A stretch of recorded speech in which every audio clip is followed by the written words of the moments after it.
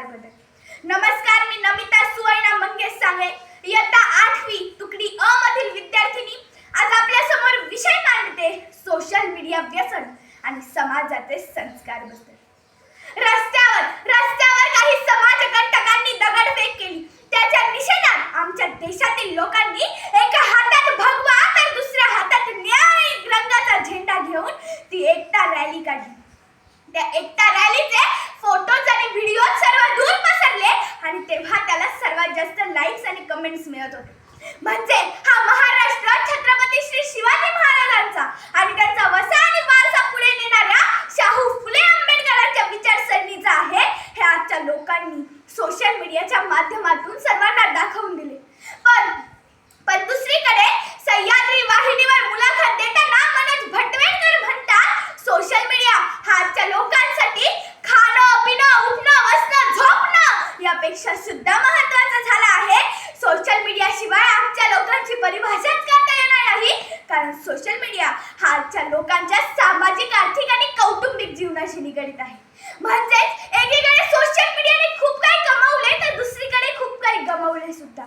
डोळे असून अंधारासारखे वागणारे आणि तोंड असून मुक्यासारखे जगणारे लोक हे विसरून गेले आहेत की सिनेमा बघता बघता त्यांच्याच आयुष्याचा सिनेमा कधी झाला आणि त्यांच्याच घराचं थिएटर कधी झालं.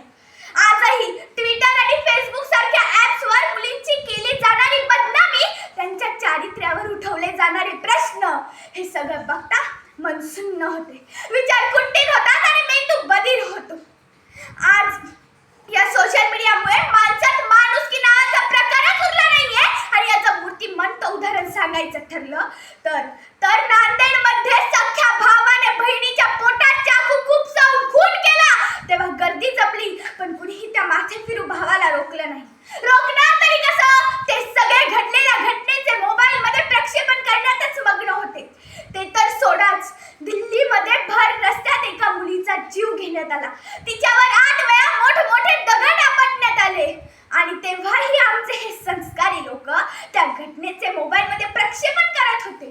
त्या मृत्यूच्या दारावर उभ्या असलेल्या मुलीची अवस्था जर 2 ओळींमध्ये सांगायची ठरली तर, हव्यास हा सुखाचा कल्लोळ वासनांचा, हव्यास हा सुखाचा कल्लोळ वासनांचा, जळत्या चितेवरी या माणूस शोधते मी, गर्दीत माणसांच्या माणूस शोधते मी, माणूस शोधते मी.